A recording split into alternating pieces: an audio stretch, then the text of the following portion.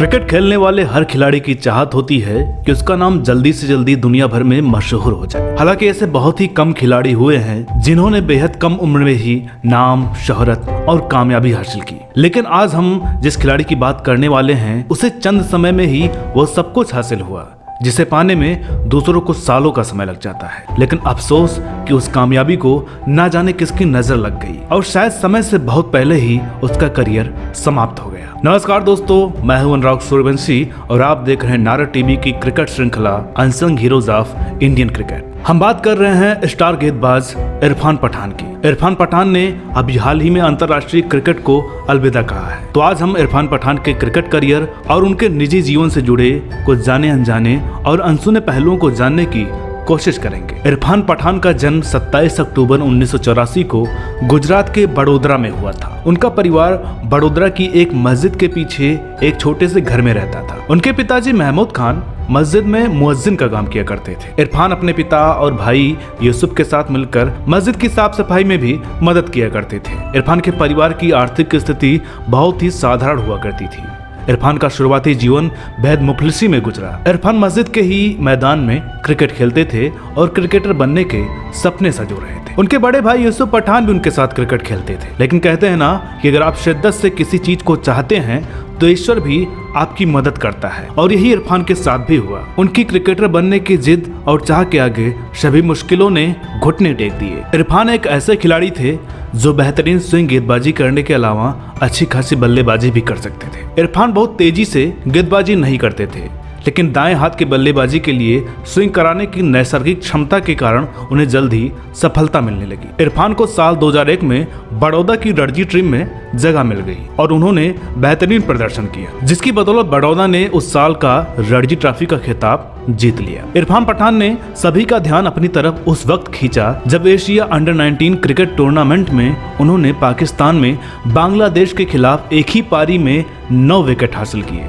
इसके बाद इरफान को उसी साल ऑस्ट्रेलिया में जा रही भारतीय टीम में जगह मिल गई। दिसंबर 2003 में पठान ने 19 साल की उम्र में अपना पहला टेस्ट मैच ऑस्ट्रेलिया के खिलाफ एडिलेड ओवल में खेला। इस मैच में इन्हें बाएं हाथ के गेंदबाज जहीर खान के चोटिल होने के कारण खेलने का मौका मिला था। इस मैच में इरफान ने 150 रन दिए और मैथ्यू हेडन का विकेट लिया था। इस मैच में इरफान का प्रदर्शन भले ही बहुत प्रभावशाली न रहा हो, लेकिन कप्तान सौरव गांगुली ने उनके अंदर छुपी हुई अद्भुत स्विंग क्षमता को पहचान लिया था। इसीलिए उन्होंने इरफान को ऑस्ट्रेलिया और जिम्बाब्वे के साथ खेली जा रही त्रिकोणीय श्रृंखला में फिर से मौका दिया और इरफान ने कमाल का प्रदर्शन करते हुए 31 की औसत से 16 विकेट चटकाए। उस श्रृंखला में इरफान पठान ही सबसे ज्यादा विकेट लेने वाले गेंदबाज थे। ऑस्ट्रेलिया के खिलाफ इन्होंने 2 बार 3 विकेट लेने का कारनामा भी कर दिखाया था। इसके बाद साल 2004 में भारतीय टीम ने बहुत लंबे अरसे के बाद पाकिस्तान का दौरा किया। इस दौरे पर इन्होंने काफी आक्रामक तेज गेंदबाजी की। इसमें इन्होंने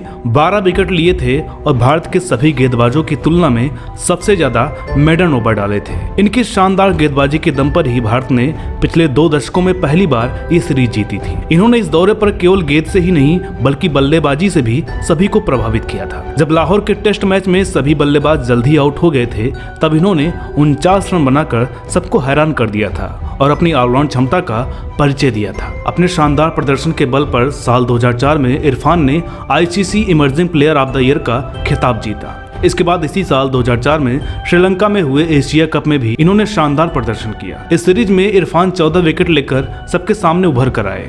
यहाँ पर इन्होंने 3 बार 3 विकेट लेने का अद्भुत कारनामा किया। फिर आईसीसी चैंपियंस ट्रॉफी 2004 में इन्होंने मात्र 9 की औसत से 5 विकेट लिए और सबको अपनी गेंदबाजी का दीवाना बना दिया। इसके साथ ही उनकी बल्लेबाजी भी निखर रही थी। साल 2004 में ऑस्ट्रेलिया के खिलाफ बेंगलोर में खेले गए मैच में इरफान ने 31 और 55 रन बनाए। यह इनका पहला अर्धशतक था। इसी बीच ऑस्ट्रेलिया के ग्रेग चैपल भारतीय टीम के कोच बने और सौरव गांगुली की जगह राहुल द्रविड़ भारतीय टीम के कप्तान बने। भारतीय टीम ने साल 2006 में पाकिस्तान का दौरा किया। इसी दौरे पर पठान टेस्ट मैच के पहले ओवर में हैट्रिक लेने वाले दुनिया के पहले गेंदबाज बने। उन्होंने सीरीज के तीसरे टेस्ट में कराची में सलमान बट, यूनुस खान और मोहम्मद यूसुफ को आउट कर यह कामयाबी हासिल की थी।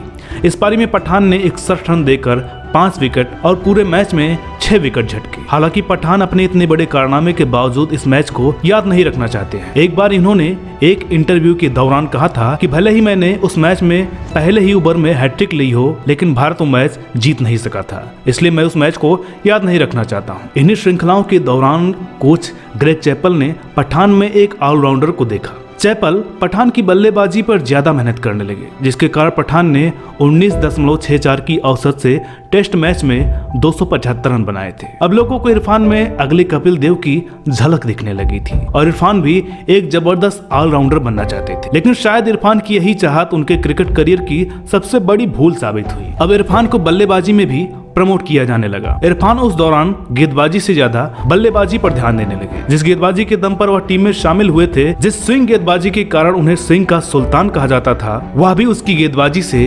नदारद होने लगी थी और उसकी गेंदबाजी की धार अब कम होने लगी थी। इसके बावजूद साल 2007 में खेले गए पहले T20 में भारत की जीत में इनकी अहम भूमिका थी। वो इस टूर्नामेंट के फाइनल में मैन ऑफ द मैच भी बने। पठान ने इस टूर्नामेंट के 6 मैचों में 7 विकेट और फाइनल में 16 रन देकर 3 विकेट लिए। इरफान ने साल 2008 में मात्र 24 की उम्र में टीम इंडिया के लिए आखिरी टेस्ट खेला। इसके बाद वो दोबारा टेस्ट टीम का हिस्सा नहीं बन सके। हालांकि वनडे और T20 मैचों में वो भारतीय टीम के लिए खेलते रहे। आखिरी बार इरफान साल 2012 में T20 में भारत के लिए खेलते नजर आए थे। अगर उनके निजी जीवन की बातें करें तो उनके अफेयर और उनकी शादी का किस्सा भी काफी दिलचस्प है। अपने शुरुआती करियर में इरफान पठान ने अपने अफेयर से भी खूब सुर्खियां बटोरी थी। ऑस्ट्रेलिया में भारतीय राजनयिक की बेटी शिवांगी के साथ उनका अफेयर करीब 10 साल चला। शिवांगी इरफान के लिए भारत तक आ गई थी और वह 3 साल तक वडोदरा में ही रही। इरफान और शिवांगी शादी करना चाहते थे, लेकिन इरफान पठान चाहते थे कि पहले उनके बड़े भाई यूसुफ पठान की शादी हो, लेकिन शिवांगी अपनी शादी में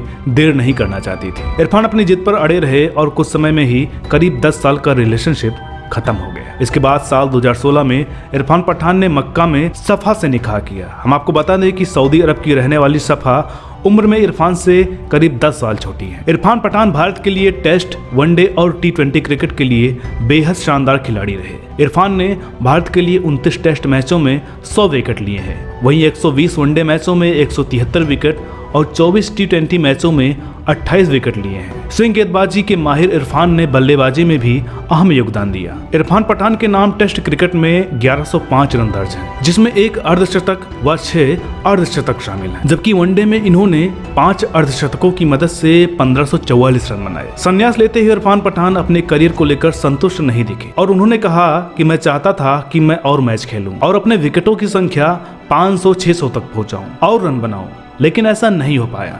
इरफान ने आगे कहा कि मात्र 27 वर्षीय इरफान पठान का अपने करियर के चरम पर अधिक अवसर नहीं मिले। जो भी कारण रहे हों, लेकिन ऐसा नहीं हुआ। कोई शिकायत नहीं है, लेकिन जब मैं पीछे मुड़कर देखता हूं तो खेद होता है। पठान ने कहा कि 2016 में पहली बार उन्हें लगा कि अब वह फिर से कभी भारत की तरफ से नहीं खेल पाएंगे। फिर भी किसी क्रिकेटर के जीवन का सबसे कठिन फैसला यानी कि संन्यास का फैसला लेने में उन्हें 3 साल से ज्यादा का समय लग गया। इरफान संन्यास लेने के लगभग 2 साल पहले ही क्रिकेट विश्लेषक के रूप में काम कर रहे हैं और कमेंट्री के क्षेत्र में अपना कदम रख चुके हैं। कुछ भी हो, लेकिन इरफान पठान ने भारतीय क्रिकेट को कुछ ऐसे लम्हे दिए हैं जो इतिहास में सुनहरे अक्षरों में दर्ज किया जाएगा और क्रिकेट प्रेमी हमेशा उन पर गर्व करते हुए उनको याद करते रहेंगे। नारा टीवी की टीम इरफान के हर क्षेत्र में सफल होने और उनके उज्जवल भविष्य की कामना करती है। तो दोस्तों, उम्मीद करते हैं कि आज का एपिसोड आपको पसंद आया होगा। वीडियो अगर आपको अच्छी लगी हो तो लाइक करें, शेयर करें। चैनल पर नए हो तो प्लीज इसे सब्सक्राइब जरूर करें ताकि आपको हमारे आने वाले वीडियोस और पुराने वीडियोस देखने को मिलते रहे। तो दोस्तों, मिलते हैं अगले वीडियो में एक और नई कहानी के साथ। तब तक के लिए